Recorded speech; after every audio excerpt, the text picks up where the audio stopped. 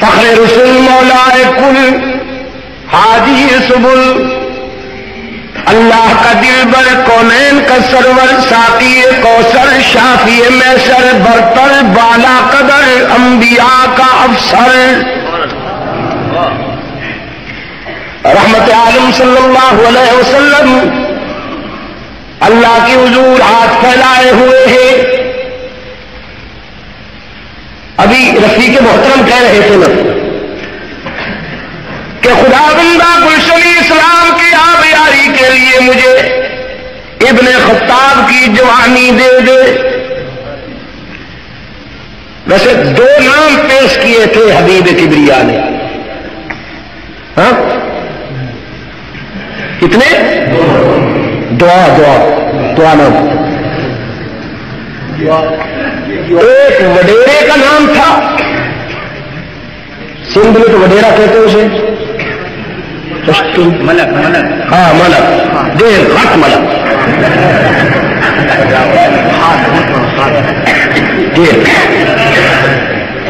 کہ اس کے پاس دولت ہے، اس کے پاس قومی وجاہت ہے، اس کے پاس پارٹی ہے، اس کے پاس تونگری ہے، سرمایہ ہے، اور ایک وہ ہے کہ جو ہے تو درویش لیکن اس کے پاؤں کی ٹھوکروں پر سکندری اڑتی نظر آتی ہے۔ اس کے پاس جوانی ہے، غیرت ہے، جلالت ہے، سہولت ہے، شوکت ہے۔ ایک ابن خطاب ہے، ایک ابن ہشام ہے، ان دو میں سے ایک چاہتا ہوں۔ رب کائنات نے فرمایا محبوبم چھوڑ وڈیرے کو، رہنے دے خان کو، دفع کر ملک کو، تیری آرزویں، تیری دعائیں اور تیری التجائیں صرف قبولیت سے نوازی گئی۔ انتظار کیجیے، خطاب کا بیٹا بھیج رہا ہوں۔ ارے تکبیر،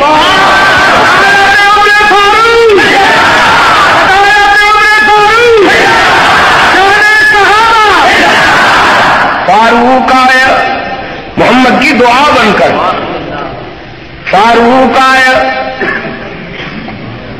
کرواؤں گا محمد کی فاروق آیا محمد کی دعا، اور کہنے کی اجازت دیجیے نا مجھے کہ عمر حدیث شجاعت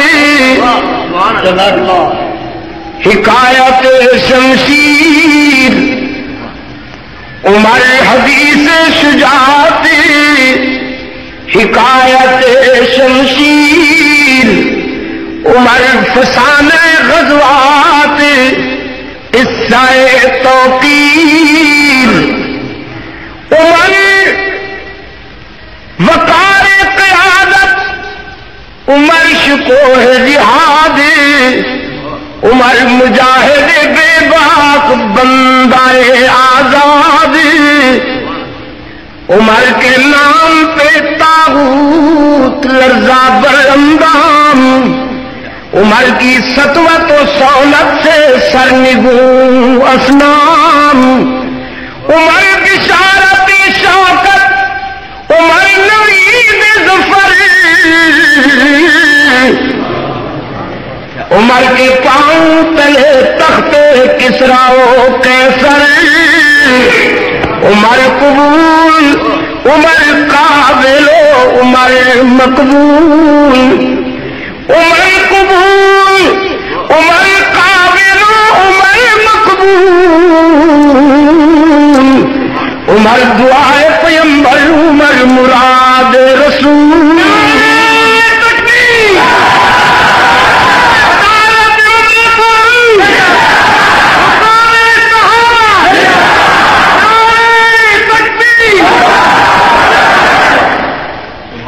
عمر فرش پہ بیٹھ کر رسول اللہ کے قدموں میں فرش پہ بیٹھ کر تجویز عرض کرتا ہے تو عرش سے قرآن بن کے اترتی ہے۔ فاروق اعظم نے عرض کیا، اللہ کے رسول، اہل بیت کو باپرد ہو کے گھروں سے نکلنا چاہیے، رحمت عالم صلی اللہ علیہ وسلم نے فرمایا ابن خطاب تو نے تو میرے دل کی بات ہی کر دی، میں بھی یہی چاہتا ہوں۔ فاروق اعظم نے عرض کیا اللہ کے رسول میری تجویز تھی، آپ نے توثیق کر دی، اب میری تجویز تو قانون بن گئی نا۔ رحمت عالم نے فرمایا نا ابن خطاب، قانون فرش پر نہیں بنتے، عرش پر بنا کرتے ہیں، میں قانون ساز نہیں ہوں، قوانین کا مبلغ ہوں، اللہ کے بنائے ہوئے قوانین اس کے بندوں تک پہنچانے والا ہوں۔ تیری تجویز میری توثیق کے باوجود قانون نہیں بنے گی۔ فاروق اعظم رضی اللہ تعالیٰ عنہ سر بگریباں ہو گئے۔ رب العالمین کی طرف سے فاروق اعظم کے جذبات قرآن بن کے اترے۔ فرمایا یا ایھا النبی قل لازواجک وبناتک ونساء المؤمنین یدنین علیہن من جلابیبہن۔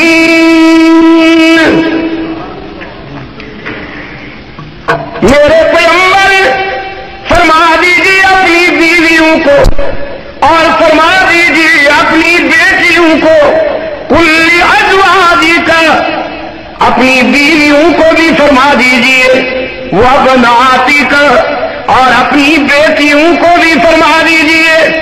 بیٹی کو نا ایک کی بات نہیں، سب کی بات ہے، واحد کا نہیں، جمع کا صیغہ ہے۔ جب قرآن کہتا ہے ٹمپریچر کیوں اپ ہو جاتا ہے، ادھر کیوں بھاگتے ہو کہ وہ آ رہا ہے، روکو۔ خیریت ابھی ذرا قرآن پاک میں جب رحمت عالم صلی اللہ علیہ وسلم کی بیٹی کی بات آئی تو صیغہ جمع کا آیا، صیغہ جمع کا آیا۔ اس لیے خطیب حضرات سے، علماء کرام سے میں درخواست کیا کرتا ہوں، جب تک زندگی ہے، جب تک جسم میں جان ہے، درخواست کرتا رہوں گا کہ اس منبر پر خطبے میں بھی چاروں بیٹیوں کا نام لیا کرو، ورنہ حشر میں رسول اللہ کے سامنے جواب دینے کے لیے کوئی بات سوچ لو۔ جب حضرت زینب رقیہ ام کلثوم اپنے ابا جان سے کہیں گی کہ دشمنوں نے تو ہمارے وجود کا انکار کیا تھا، منافقوں نے تو ہمارے وجود کا انکار کیا تھا، لیکن اپنوں نے بھی خطبے میں ہمارا نام نہیں لیا تھا، تو رسول اللہ کے سامنے کیا جواب دو گے؟ اس کے لیے سوچ لیجیے علماء کرام۔ مکھی پہ مکھی تو آپ مارتے ہیں کہ چونکہ پہلے نہیں لیا جاتا تھا تو اب کیا ضرورت ہے؟ پہلے نہیں لیا جاتا تھا اس وقت اس کی ضرورت نہیں ہوگی، لیکن اب اس کی شدید ضرورت ہے۔ خطبے میں ایک بیٹی کا نام لیا جائے یا چاروں کا؟ آپ ایگری ہو جائے تو انشاءاللہ خطیب صاحب تو پھر ہوں گے ہی۔ ایک بیٹی کا نام ہونا چاہیے خطبے میں کہ چاروں کا؟ جب قرآن میں سب کا نام آیا ہے، کچھ ہماری سادگیوں نے بھی ہمیں نقصان پہنچایا نا۔ رب کائنات نے فرمایا میرے محبوب اپنی گھر والیوں کو بھی فرما دیجیے، اپنی بیٹیوں کو بھی فرما دیجیے۔ اور اب اللہ کی رحمت نے چاہا کہ فاروق اعظم کی تجویز تا قیامت رسول اللہ کے ہر غلام کے گھر میں روشنی پھیلائے۔ حق تعالی نے فرمایا وَنِسَاءِ الْمُؤْمِنِينَ، اہل ایمان کی ماؤں، بہنوں، بیٹیوں اور بیویوں کو بھی فرما دیجیے کہ جب انہیں گھر سے باہر نکلنا پڑے تو ان سے فرما دیجیے کہ یدنین علیہن من جلابیبہن، اپنے چہرے چادروں سے ڈھانپ لیا کریں۔ ان کا بے پردہ ہو کر گھروں سے باہر نکلنا، اگر فرش پر تیری عمر کی غیرت برداشت نہیں کرتی تو عرش پر تیرے اللہ کی غیرت بھی برداشت نہیں کرتی۔ پردے کی نعمت نصیب ہوئی فاروق اعظم کی تجویز پر، پردے کی نعمت نصیب ہوئی۔ اب یہ نعمت بعض بیماروں کو نحوست لگتی ہے، بیمار کہہ رہا ہوں، اور بیمار اس لیے کہہ رہا ہوں کہ صفراوی بخار کی ضربیں سہ کر جب منہ کا ذائقہ خراب ہو جاتا ہے تو سیب بھی کڑوا لگتا ہے، حالانکہ وہ سیب کڑوا نہیں ہوتا، بیماری کی وجہ سے اس کا اپنے منہ کا ذائقہ خراب ہو جاتا ہے۔ تو غربی افکار کے جراثیم اور فرنگی بابا کی تہذیب نے بعض دوستوں کے دل و نگاہ کو اتنا بیمار کر دیا کہ اب انہیں پردہ نعمت کے بجائے کچھ اور نظر آتا ہے۔ تو پردہ وہی ہے بابو، یہ بیچارے بیمار ہیں، اللہ انہیں شفائے کاملہ عاجلہ دائمہ مستقلہ عطا فرمائے۔ دعا کرنے کی تو اجازت ہے نا بابو؟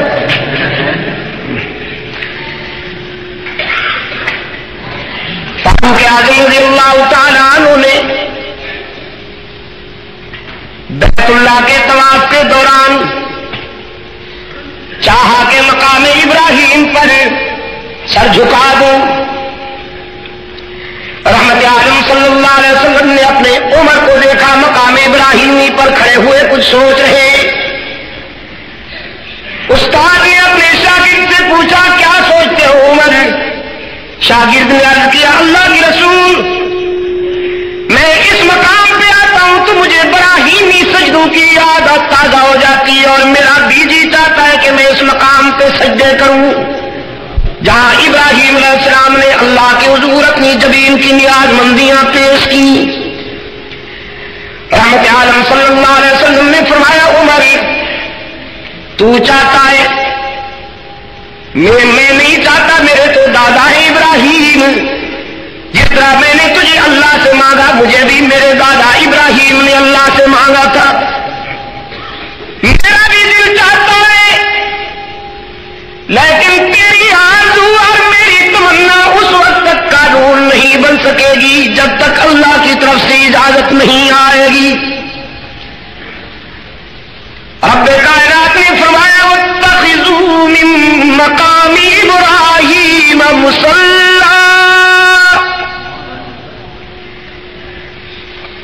میرے محبوب اپنے عمر کو اجازت دے کر قیامت تک کے لیے اپنی امت کو یہ میرا قانون سنا دیجئے کہ جو بھی زائر حرم میرے گھر کے طواف کے لیے آئے گا جب تک فاروق کے ذوق عبادت کے اعتراف میں مقام ابراہیمی پر سر نہیں جھکائے گا اس وقت تک حج کی کامیابی کی سند ہی نہیں ملے گی۔ اس وقت سے سجدے شروع ہوئے، آج بھی ہو رہے ہیں اور قیامت تک ہوتے رہیں گے۔ فاروق اعظم کے فکر رسا کا مظاہرہ بیت اللہ کے پہلو میں ہو رہا، چاہے دھکے لگے یا مقام ابراہیمی پر سجدے کے دوران طواف کرنے والے پاؤں رکھ کے گزر جائیں، کیفیت تو عجیب ہوتی ہے۔ جن کو اللہ نے اس مقام پر سجدہ کرنے کے لیے وہاں بلا لیا وہی جانتے ہیں اس کیفیت کو۔ ہم نے طواف زیارت کے دوران وہاں جب نوافل ادا کرنے کی کوشش کی، جاوید میاں بھی اس سال وہی تھے، مرتبہ نیت کرتے تھے اور سودانی حجاج کا ریلا جو آتا تھا وہ لمبے ترنگے سیاہ فام، ماشاءاللہ 8-8 فٹ کی جسامت، جسم کے کالے مگر دل کے گورے۔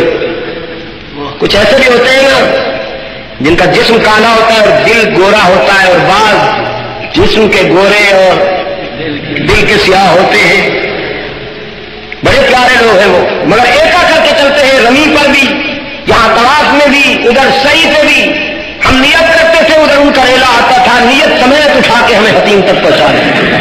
ایک مرتبہ بڑی کوشش کے بعد ہم رکوع تک جا پہنچے، ہوئے تھے دونوں پاؤں بڑی کوشش کے ساتھ جمع رکھے، جو ریلا آیا تو رکوع سمیت اٹھا کے لے گئے۔ دھکے لگے کچھ بھی ہو مگر وہاں سجدے کرنے پڑتے ہیں، اللہ کو ادا جو پسند آ گئی فاروق اعظم۔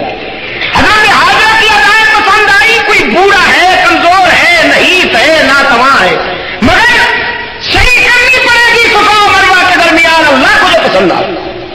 میں بتایا کرتا ہوں میرا ایک بوڑھا خان صاحب روضہ اطہار پر مواجہ شریف کے سامنے کھڑے ہو کے کہہ رہا تھا سب کے یا رسول تمہارا روزہ بہت اچھا ہے, ادھر صفا بھی نہیں ہے مروہ بھی نہیں. میں نے کہا یہ آیا ہے مار کھا کے تھک کے آیا ہے, آپ کا روزہ بہت اچھا ہے ادھر صفا بھی نہیں ہے مروہ بھی نہیں. کچھ بھی ہو لیکن سجدے کرنے پڑیں گے. اللہ کو جو پسند آ گئی, فاروق اعظم کی ادا اللہ کو جو پسند آ گئی. سرکار دو عالم صلی اللہ علیہ وسلم رئیس المنافقین ابن ابی کی نماز جنازہ پڑھانے کے لیے تشریف لائے ہیں. ابن ابی کو تو آپ جانتے ہوں گے, وہ ہاتھ کے دوستوں, دنیا کا وہ پہلا بدبخت جس نے دوستی کے عنوان سے دشمنی کی بنیاد رکھی, جس نے رسول اللہ صلی اللہ علیہ وسلم کی نجی زندگی پر انگشت برداری کی. جو ابو جہل بھی نہ کر سکا اس منافق نے وہ کام کیا. شاہ جی رحمت اللہ علیہ فرمایا کرتے تھے, سید عطا اللہ شاہ بخاری رحمت اللہ علیہ, امیر شریعت رحمت اللہ علیہ فرمایا کرتے تھے دوستی سیکھنی ہو تو ابو بکر صدیق سے سیکھو, دشمنی سیکھنی ہو تو ابو جہل سے سیکھو. اس نے دوستی میں حد کر دی, اس نے دشمنی میں حد کر دی, لیکن رسول اللہ کی پرسنل لائف پر کبھی ہچ نہیں. یہ انسانی شرافت کے خلاف ہے. میدان میں آیا, آخر وقت تک مرتا ہوا مر گیا, یہاں تک کہ مرتے وقت کہنے لگا اپنے قاتل سے ذرا میری گردن لمبی کر کے کاٹنا, ہو سکتا ہے میرے سر کا مدینہ میں مظاہرہ کیا جائے تو فٹ بال تو نظر نہ آؤں, دیکھنے والے اندازہ کریں کہ کسی بہت بڑے ملک کی خان کی گردن ہے, کسی سردار کی وڈیرے کی رئیس کی گردن ہے. دشمنی کو نبھا کے دکھایا. لیکن یہ ابن ابی منافق اوپر سے مومن کہلاتا تھا, محب کہلاتا تھا, اور سیدہ عائشہ رضی اللہ تعالی عنہا پر انگشت برداری کی. حضور کی آبرو پر, رسول اللہ کی پرسنل لائف پر ہٹ کی. مرنے لگا تو اپنے بیٹے کو بلا کے کہتا ہے دو وصیتیں ہیں, ایک تو مجھے کفن رسول کے کرتے سے دیا جائے, اور دوسرا یہ کہ میری نماز جنازہ رحمت عالم پڑھائیں.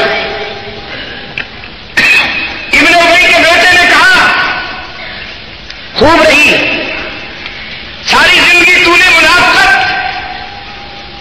اور دوستی کے عنوان سے عداوت کی ضربیں لگا کر رسول اللہ کے دل کو زخمی کیا, اور آج میں تیری ناپاک میت کے لیے وہ کرتا لاؤں کہ جس کے ایک ایک دھاگے پر عرش بری سے عفت و عصمت کی مہریں لگی ہوئی ہیں, اور تیری نماز جنازہ امام الانبیاء آ کے پڑھائے. میں کس منہ سے رسول اللہ کے سامنے جا کے تیری وصیتیں بیان کروں گا. اس نے ابی نے کہا بیٹا تو نے میری منافقت کی طرف دیکھا ہے, میری عداوت کی طرف دیکھا ہے, امنہ کے لال کی رحمت کی طرف نہیں دیکھا. شاید مجھ سے بڑا حضور کا کوئی دل دکھانے والا دنیا میں کوئی پیدا نہ ہوگا. اس میں بھی کوئی شک نہیں کہ رحمت عالم سے بڑھ کر اپنے دشمن کو معاف کرنے والا بھی قیامت تک پیدا نہیں ہوگا. ہم ستانے کے عادی ہیں, وہ معاف کرنے کے عادی ہیں. تم جا کے کہنا ابن ابی کا بیٹا رحمت عالم صلی اللہ علیہ وسلم کی خدمت میں آتا ہے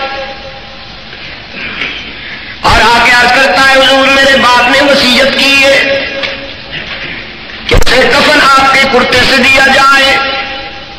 اس نے وصیت کی ہے کہ اس کی نماز جنازہ بھی آپ پڑھائیں. پیغمبر رحمت صلی اللہ علیہ وسلم کے لبوں پر مسکراہٹ آئی. حضور نے فرمایا تیرے باپ کے خیال کے مطابق اگر میرے کرتے سے کفن دینے پر اس کی جہنم جنت سے بدل سکتی ہے تو لے جاؤ میرا کرتا, اور تیرے باپ کے خیال کے مطابق میری نماز جنازہ پڑھانے سے اگر اس کی اخروی بربادی آبادی میں بدل سکتی ہے تو تیاری کرو, میں نماز جنازہ پڑھانے کے لیے بھی آ رہا ہوں.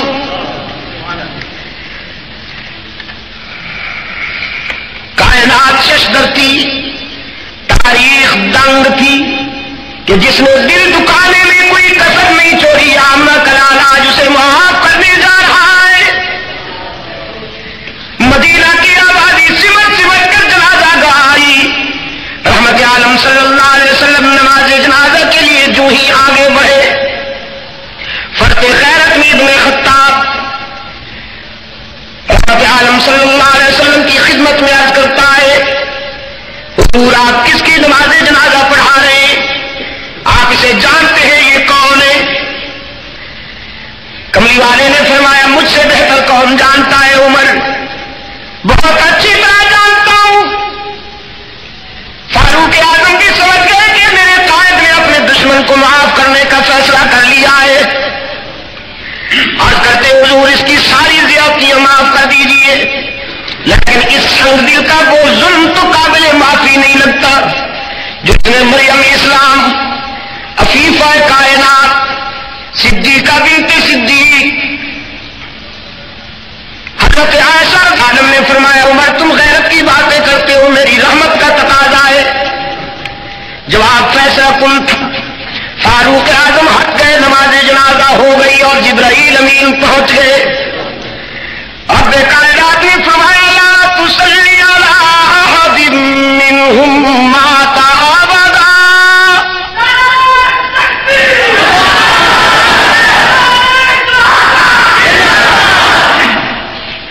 میرے محبوب آج محسوس نہ کرنا مجھے تیرے عمر کی غیرت سے اتفاق ہوگا۔ عمر نے تو اس اکیلے کی بات کی اور میری غیرت کا تقاضا ہے عائشہ کے دشمنوں میں سے کوئی بھی مردود مر جائے تو اس میں سے کسی کی بھی نماز جنازہ پڑھانے کی آپ کو اجازت نہیں، نماز جنازہ بھی نہ پڑھائیے ان کی۔ آئندہ منافق کی قبر پہ کھڑے ہو کے دعائیں مغفرت بھی نہ مانگیے۔